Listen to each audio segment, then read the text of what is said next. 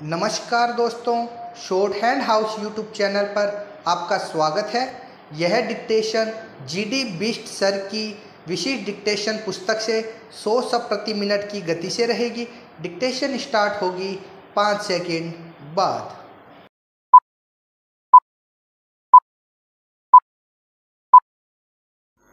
महोदय, इस सरकार ने आने के बाद एक कारखाना शुरू कर दिया है और उस कारखाने का काम है जो हमारा पुरानी बोतल थी उसके ऊपर नया लेबल लगाकर बेच डालो। हमारा जो कार्यक्रम था उसको पहले इनके ही प्रधानमंत्री जी ने बोला कि यह तो असफलता स्मारक है, ऐसा बोला गया।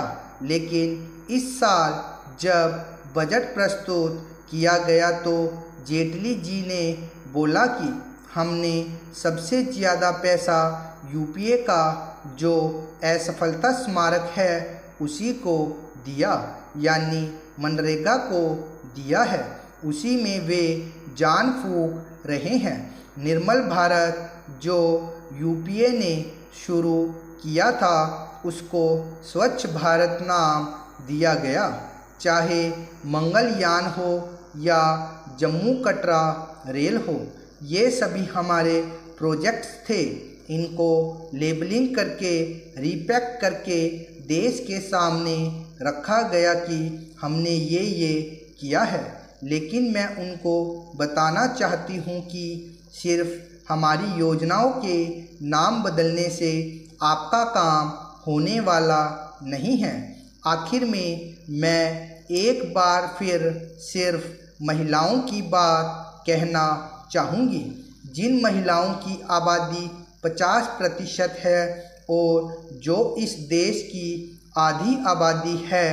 उन महिलाओं के आरक्षण की परिस्थिति अभी इस सरकार के हाथ में है। यूपीए सरकार ने वह बिल राज्यसभा में पास कराकर अपना काम कर दिया था। अब लोकसभा में इनके इतने सांसद हैं कि वहाँ संख्या का गणित इनके साथ है। मैं प्रधानमंत्री और उनके मंत्रियों को यह आह्वान करना चाहती हूँ कि अगर आप सही मायने में आज महिला दिवस मनाना चाहते हैं तो इस देश की महिलाओं को आरक्षण का गिफ्ट दे दीजिए। यह सपना राजीव जी ने देखा और उन्होंने 73वें और 74वें अमेंडमेंट्स के जरिए हमें 33% आरक्षण दिया। उस माध्यम से मेरे जैसी गरीब घर की महिलाएं भी, जिनका कोई बड़ा बैकग्राउंड नहीं है और जो स्वतंत्रता सेनानियों और किसानों के घर में पैदा हुई, वे भी जिला परिषद के माध्यम से चुनकर आ गई और राज्यसभा तक पहुंच गई। इसका श्रेय अगर किसी को जाता है तो वह सिर्फ राजीव गांधी जी को जाता है। उन्हीं राजीव गांधी जी के सपने को आगे बढ़ाते हुए सोनिया जी ने उस 33% का आरक्षण राज्यसभा में पारित करा दिया, जिसे अभी लोकसभा में पारित करने की आवश्यकता है। महोदय, मैं एक सुझाव देना चाहती हूँ। 1947 में जब हमें आज़ादी मिली थी तब हमारे देश की आबादी 37 करोड़ थी, लेकिन आज 2016 में हमारे देश की आबादी 125 करोड़ क्रॉस कर गई है। अगर आप महिलाओं को सही मायने में आरक्षण देना चाहते हैं तो आप लंदन में जाकर देखिए, वहाँ 850 MPs है।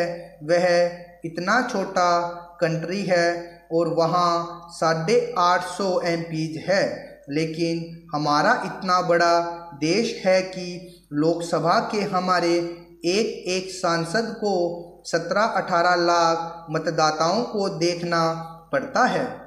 अगर हम अपने चुनाव क्षेत्र को थोड़ा छोटा कर लें तो महिलाओं को भी आरक्षण दिया जा सकता है। महोदय, मैं एक और चीज़ यहाँ बताना चाहती हूँ जो हमारे लीडर ऑफ अपोजिशन आज़ाद साहब ने कही थी। मुझे लगता है कि वह बात फिर दोहराने की आवश्यकता है।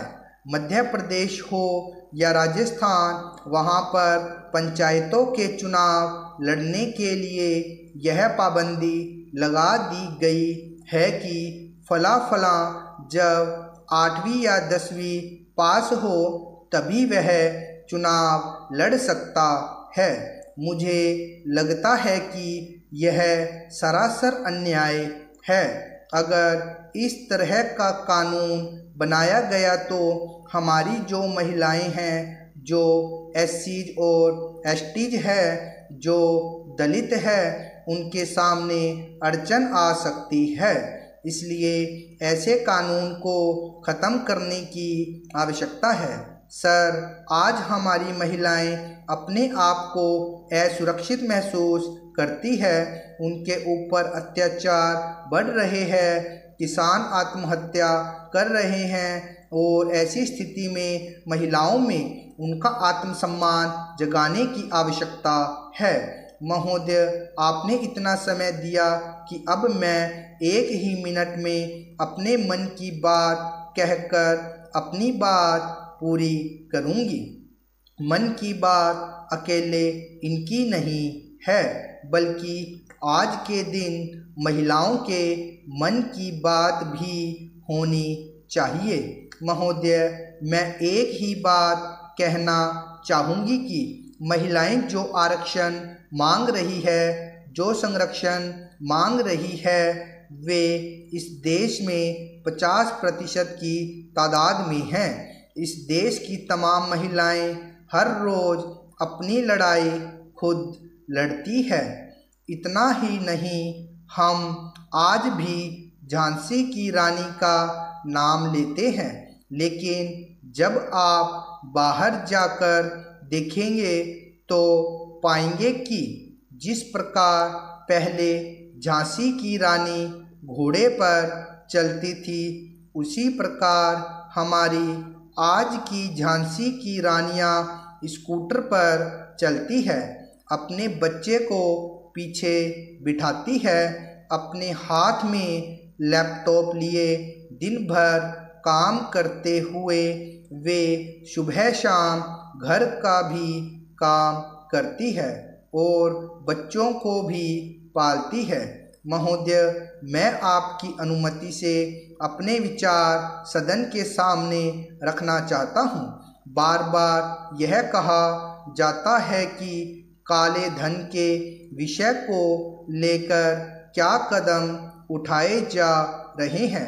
बार बार यह विषय उठाया जाता है कि काले धन को लेकर सरकार की नीयत और नीति क्या है। यह चर्चा काफ़ी आगे बढ़ी। पिछले 21 महीनों में जब से यह सरकार आई है, एक विषय बहुत स्पष्ट रूप से था कि HSBC के बैंक में जिन भारतीय मूल के लोगों के खाते थे, उनकी एक लिस्ट सरकार के पास आई। श्री गुलाम नबी आज़ाद साहब ने कहा कि उसको सार्वजनिक कर दो। आज़ाद साहब, उसको सार्वजनिक करने की एक प्रक्रिया है।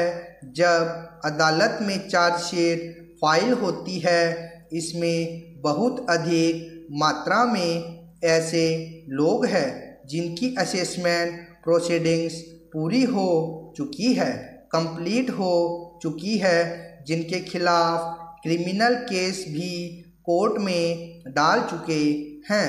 जो कोर्ट में केस डालते हैं वे सब सार्वजनिक हैं, उनके नाम भी छपते हैं। कुछ ऐसे लोग हैं जिनके खिलाफ केस नहीं पड़ा है, लेकिन आने वाले कल में पढ़ सकता है। अगर आप उस प्रक्रिया से बाहर जाकर सूची सार्वजनिक करते हो तो जिन लोगों के नाम उस सूची में हैं आप उनकी सहायता करते हो। स्टॉप। इस डिक्टेशन का बार बार लिख के अभ्यास कीजिए तथा डिक्टेशन को ट्रांसक्राइब जरूर कीजिए। धन्यवाद।